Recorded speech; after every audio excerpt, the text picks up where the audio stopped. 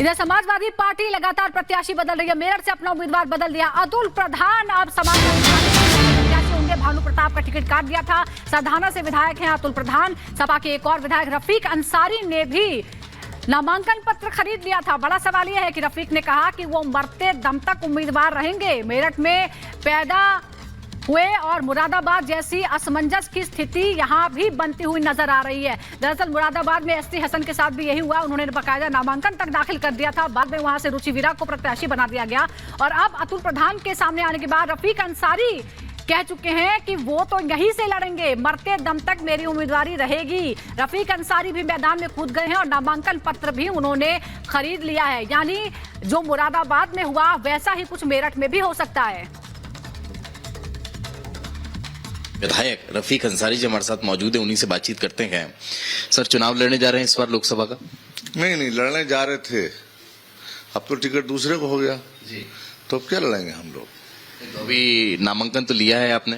हाँ, वो इसलिए ले लिया था हमने कि इमरजेंसी में वो टिकट कब दें, वो देरी हो जाए, कुछ हो जाए तो बहुत सारी फॉर्मेलिटी होती है फार्म में, उसे पूरा करने के लिए वो लिया था हम। तो ऐसी चर्चाएं थी कि आपको चुनाव मैदान में उतार रहे हैं, लेकिन एक नाम आपका नगर के प्रधान साहब को उतार दिया। हाँ, ये पार्टी का अधिकार है, तो किसको लड़ाना चाहे किसको नहीं लड़ाना चाहे। जो पार्टी का अधिकार है, वो जो आदेश है उसका पालन करेंगे हम। लेकिन अंसारी साहब, एक सवाल ये बनता है कि आपको टिकट न देने का कोई कारण आपको नजर आया अभी तक? ये बात तो राष्ट्रीय अध्यक्ष जी बता पाएंगे, क्योंकि दोनों फैसले उन्हीं के हाथ में है। ये हम नहीं बता पाएंगे। नहीं, लेकिन मैं इसलिए ये सवाल कर रहा हूं क्योंकि पश्चिमी उत्तर प्रदेश अगर देखें तो मुस्लिम समुदाय की संख्या बहुत ज्यादा है। मेरठ में भी लगभग 30% मुस्लिम वोटर हैं। तो फिर ऐसे में अगर माना जाए तो रफीक अंसारी एक बेहतर प्रत्याशी थे समाजवादी पार्टी के लिए, लेकिन उसके बाद भी टिकट न देने का कोई कारण आपको तो नजर आता हो? नहीं, मुझे कोई कारण नहीं नजर आता। मैं तो जैसे, क्योंकि हम तो मांगने वाले होते हैं जी। अब देने वाले का फैसला है, तो उनके क्या सोच है, क्या समझ है, वो हमसे बेहतर ही होगी उनकी हर चीज। वो ज्यादा दूर तक समझते हैं, हम नीचे तक समझते हैं, तो जो भी फैसला उनका है वो हमारे सर माथे है। लेकिन दावेदारी रखी थी आपने, बात की थी? हाँ, वो कस के अभी भी है, अभी भी चल रही है बातचीत? अरे भाई, अभी को समय थोड़ी निकल गया।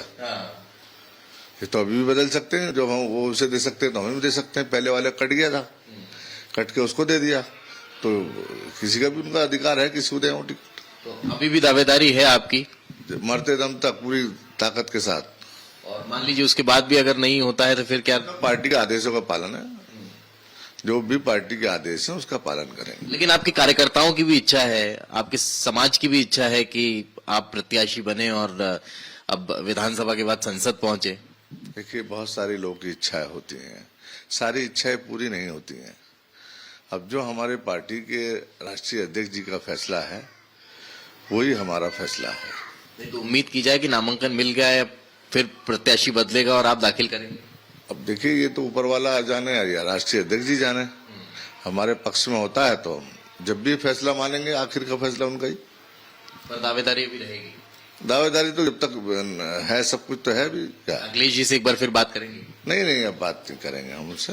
वो चाहेंगे, उन्हें सब चीज की जानकारी है, पूरा प्रदेश चला रहे हैं वो, देश पे उनकी निगाह है, तो सब चीज की उन्हें जानकारी है। वो जो उचित समझेंगे वही फैसला लेंगे वो।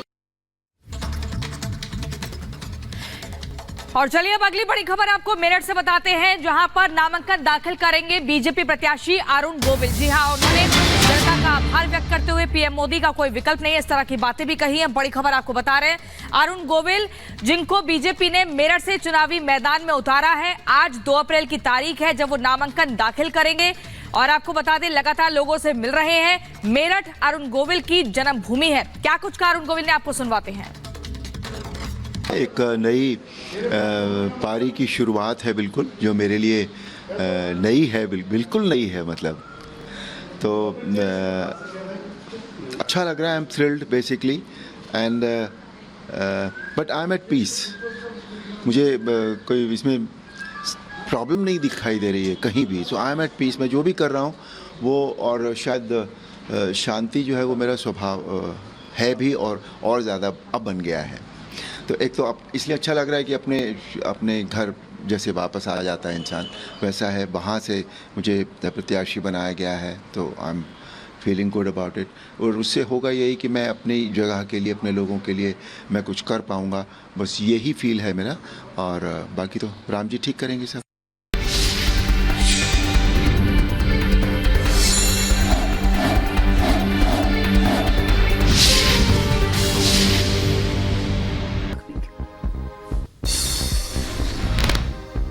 मध्य प्रदेश के मुरैना में बड़ा सड़क हादसा, बस पलटने से 25 से ज्यादा लोग घायल हुए, घायलों को अस्पताल में भर्ती कराया। यूपी के चित्रकूट में डंपर ने ऑटो रिक्शा को मारी टक्कर, हादसे में 5 लोगों की मौत हुई, 3 लोग जख्मी। तमिलनाडु के तिरुचिरापल्ली में बस और ट्रक की भिड़ंत हुई, हादसे में 2 लोगों की मौत हुई, 10 से ज्यादा लोग घायल हुए। यूपी के कुशीनगर में अनियंत्रित होकर पेड़ से टकराई कार सवार 2 लोग घायल हो गए, ऑटो को बचाने की वजह से हादसा हुआ। मुंबई के मीरा रोड में 2 नाबालिगों की पिटाई मामले में एफआईआर दर्ज हुई, पुलिस ने आरोपियों पर कई धाराओं में दर्ज की एफआईआर। विशेष समुदाय के लोगों ने पिटाई के बाद जान से मारने की धमकी दी थी। ग्रेटर नोएडा के बिसरक थाना इलाके में पुलिस और बदमाशों की मुठभेड़ हुई, गोली लगने के बाद एक बदमाश घायल। कुशीनगर में पुलिस और बदमाशों के बीच मुठभेड़, अंतर्राज्यीय गैंग के 2 बदमाश गिरफ्तार हुए, आगे की कार्रवाई में जुटी है पुलिस। कानपुर में पुलिस और बदमाशों के बीच मुठभेड़, गोलीबारी के दौरान इनामी बदमाश जख्मी हुआ। राजस्थान के अजमेर में प्लाईवुड फैक्ट्री में भीषण आग लगी, मौके पर पहुंची दमकल विभाग की कई गाड़ियां, आग बुझाने में जुटे दमकल कर्मी। यूपी के जौनपुर में आग लगने से भारी नुकसान की खबर, आग की चपेट में आने से 3 झोपड़ियां जल गईं। असम के कछार में पुलिस की बड़ी कार्रवाई, 25 लाख रुपए की नशीली दवाओं के साथ एक ड्रग तस्कर गिरफ्तार हुआ, पुलिस मामले की जांच में जुटी। राजस्थान के अजमेर में पुलिस की बड़ी कार्रवाई, 3 लाख रुपए की नकदी बरामद की है, 2 लोगों को हिरासत में लिया।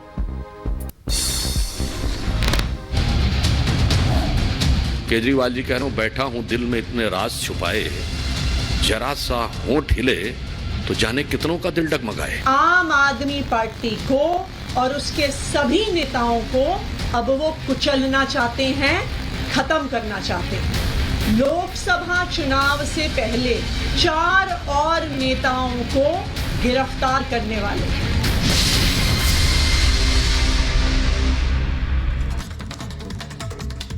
और बात आतिशी के उस दावे की जिसमें आतिशी ने कहा कि मुझे बीजेपी की तरफ से ऑफर मिला था, मेरे करीबियों के जरिए यह ऑफर दिया गया था बीजेपी ज्वाइन करने के लिए। आतिशी ने बड़ा दावा और बड़ा खुलासा करते हुए कहा कि आपके बड़े नेताओं को जेल में डाला गया और आने वाले दिनों में 4 और बड़े नेता जो जेल में डाले जाएंगे। आम आदमी पार्टी के दुर्गेश पाठक, आतिशी ने अपना खुद नाम लिया, राघव चड्ढा और इसके अलावा सौरभ भारद्वाज, ये 4 नाम आतिशी ने गिनाया जिनको गिरफ्तार करेगी ईडी, ऐसी जानकारी मिल रही है। बीजेपी ने मुझे ऑफर दिया, आतिशी खुद ये बड़ा दावा करती नजर आई, बड़ा खुलासा किया। क्या कुछ कहा जरा सुनाते हैं आपको। भारतीय जनता पार्टी ने मेरे बहुत व्यक्तिगत करीबी व्यक्ति के माध्यम से मुझे भारतीय जनता पार्टी ज्वाइन करने के लिए अप्रोच किया। मुझे ये कहा गया कि या तो मैं भारतीय जनता पार्टी ज्वाइन कर लूं, अपना पॉलिटिकल करियर बचा लूं, अपना पॉलिटिकल करियर बढ़ा लूं, और अगर भारतीय जनता पार्टी नहीं ज्वाइन करी तो आने वाले 1 महीने में ईडी द्वारा मुझे गिरफ्तार कर लिया जाएगा।